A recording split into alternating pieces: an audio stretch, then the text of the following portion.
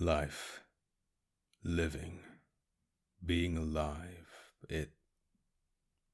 it's hard, isn't it? And it can be a real pain too. To live, that is. Not that there isn't a lot to be thankful for, that is, assuming you're like most people in the developed world, but it's just hard sometimes. The world, the people around us, sometimes it's just too much, especially as a younger person. The world is so big, chaotic, uncontrollable. You're not only struggling to figure out the person you are, the person you want to be, but for the first time, you're coming to terms with how small you are in the grand scheme of things, how little influence you actually have on the world, while it dominates everything about your world. It's a crushing feeling, especially during those crucial years. I know it, and chances are you do too. Sometimes it feels it's just safer, easier to hide away in your room, the one space you might have complete control over, and just dream. Dream of a smaller, more manageable world, one where you actually matter, one you can actually control, one that actually makes sense, one that makes you forget how hard it is to deal with the real world, one that makes you forget about the real world entirely.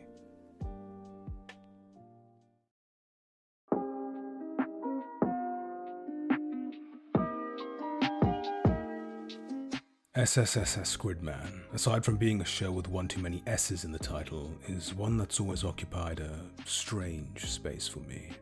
It really jumps out at you compared to most of Studio Trigger's catalogue. Or rather, it might be more accurate to say it doesn't. If you even mention the word trigger in anime circles, it brings forth images of over-the-top, wacky character designs, model breaking, explosive animation, heartfelt screams about the strength of the human will, an unending mission to give people as little clothing as possible, and space. So much space.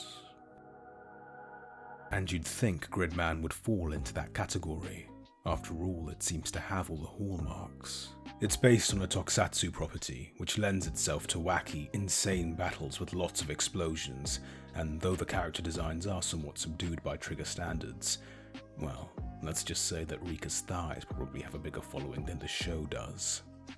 And yet, more than all the giant toy-like robots, kaiju combining ridiculous city-destroying fights, what really struck me about this show is how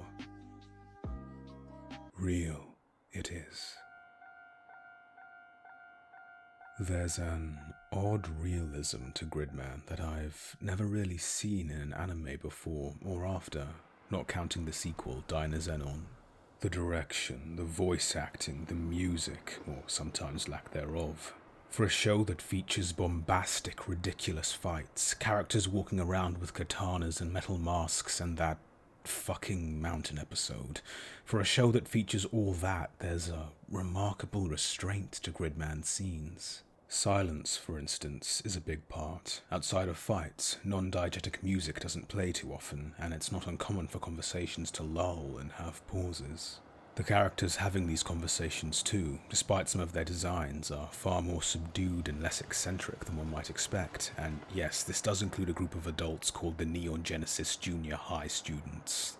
Even the walking Darth Vader fish tank talks in such a campy yet soft, casual way that it's almost more uncomfortable. The point I'm trying to get across is that GRIDMAN's characters, however wacky their hijinks and designs are, feel real. And nowhere is that more apparent than with the show's main antagonist, the sublime Akane Shinjo. For those who either don't know or don't remember GRIDMAN's premise, a quick summary.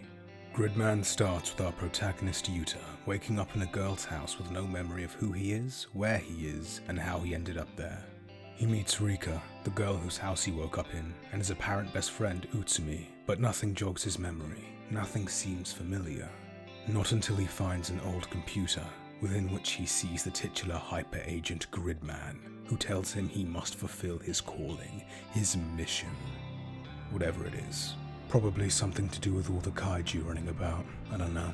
And so begins a crusade against a series of monsters of the week, seasoned with interactions with the aforementioned characters. Rika, Utsumi, the Evangelion reference squad, and of course, Akane Shinjo, who from the moment she opens her mouth, from the moment she appears on screen, sets herself apart from every single character in her vicinity.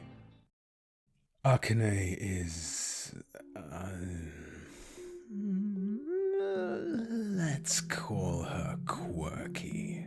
She's popular and comes across as nice and easy to get along with, a little weird but in a cute way. But it doesn't take long for those little quirks to become unsettling in a big way, and that's without the knowledge of what she really is.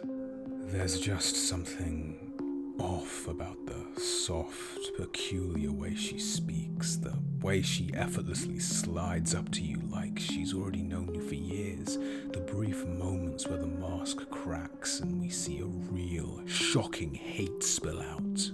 Oh, and in case you haven't been clued in yet, she's also God. Yes! They're dead! Facilitated by Alexis Kerib, the aforementioned Darth Vader fish tank, Akane created a virtual world over which she ruled supreme, living alongside special kaiju to maintain the city and an entire population created from scratch to fawn over her. Akane is living the best possible life she could. There's rhythm, predictability, structure, order, all centered around her. The people she created, however, weren't just mindless dummies or robots single-mindedly simping for her. They were individuals with their own unique personalities, thought processes, and free will, merely predisposed to like her. Meaning, it is possible for them to, as in real life, do things that make her uncomfortable, do things that make her angry. And when this happens, she all too eagerly plays the role of a wrathful, vengeful god, using the kaiju she crafts to destroy whatever it was that displeased her, as well as whatever happens to be in the immediate vicinity. Afterwards, she repairs the city, wipes everyone's memories of that person ever existing, and her ideal life starts up again the very next day like nothing ever happened. Her perfect adolescence. Until GRIDMAN appears and ruins everything.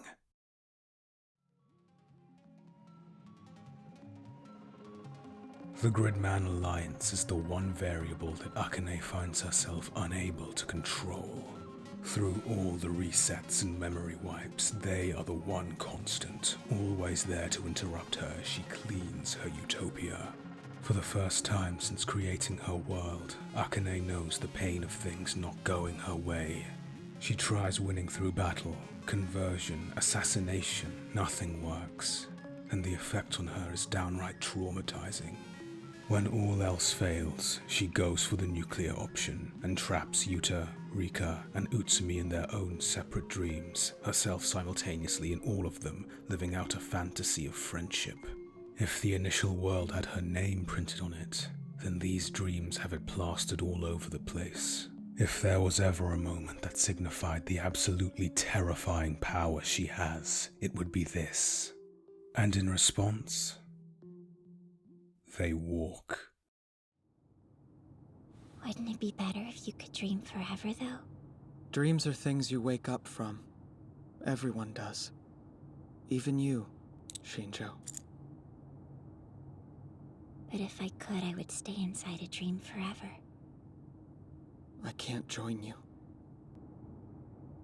This is all a dream. None of my friends are here. What about me? Am I not your friend? If this was how we had actually met, and like if we had done this stuff in real life sometime, then I think we could have been friends.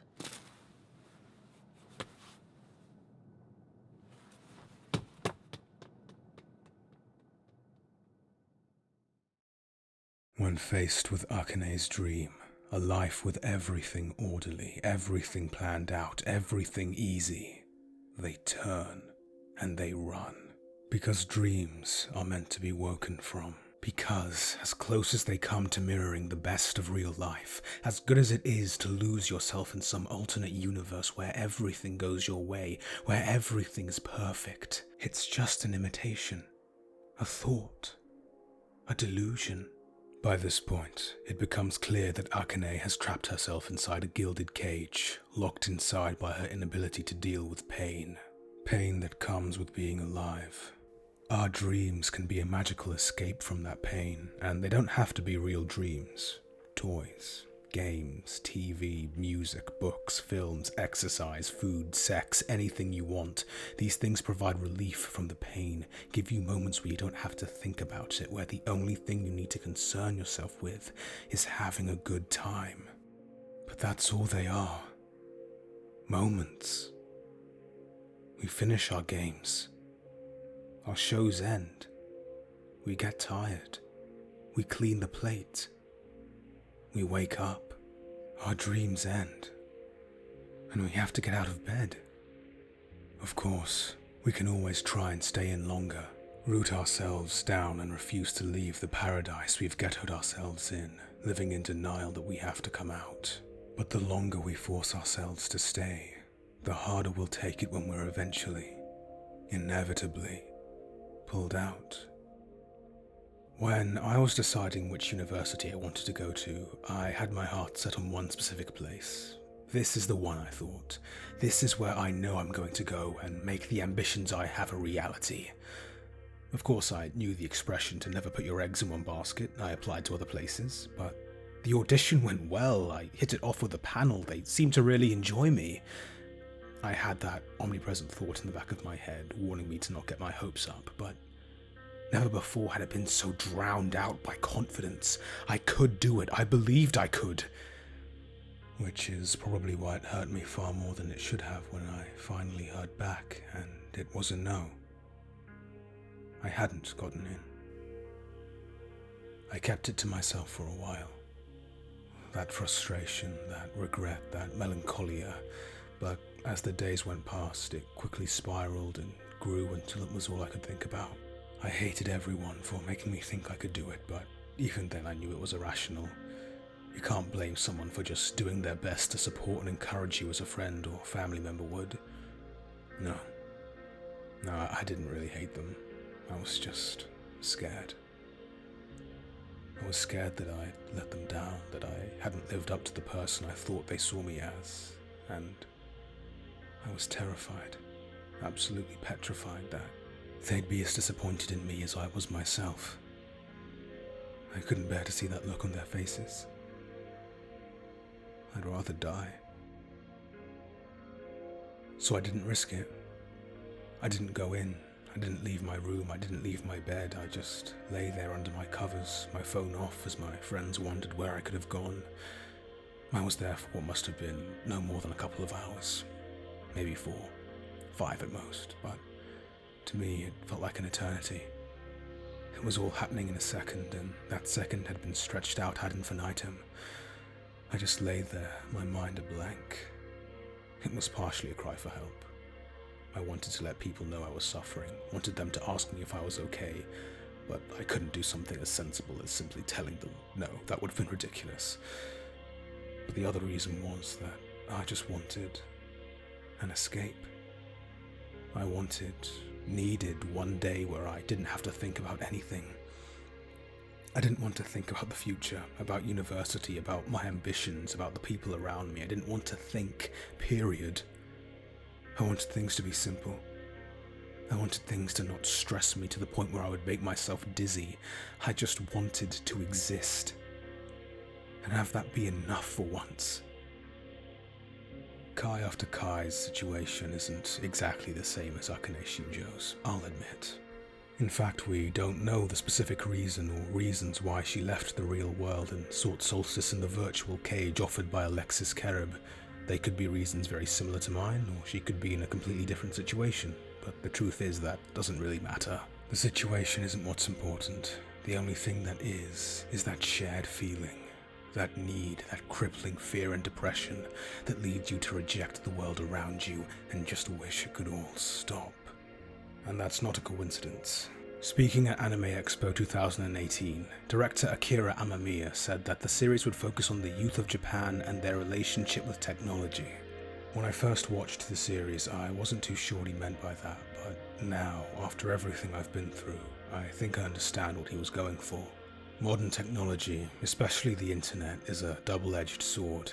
It can connect people with similar interests, bring together people who otherwise might have never gotten along, and form bonds that persist through time and reality, like GRIDMAN. Or it can act as a parasite, feeding on our worst emotions, our anger, our depression, our fear, and isolating us from everyone else as we drift further and further from reality. Our own Alexis Kerib. That's a big part of it, I think. Fear. The world, the universe, it's big. Far too big. Perhaps bigger than we were meant to comprehend. For one human mind to try to, you'd go mad. That's why there isn't just one person. They'd never get anything done if it was just them, if it was just me, if it was just you. But it isn't. There's so many people out there, people just like you, who would be dying to help you, to ease that fear, that pain, if they had the chance. And that pain won't go away, I'll be the first to admit it. Some of it might even be caused by other people. But it's also other people who'll ultimately give you the power to deal with that hurt, deal with the real world, not running away to a fantasy. The shoulders you lean on don't just make the pain bearable, they make it worth it. You just have to wake up.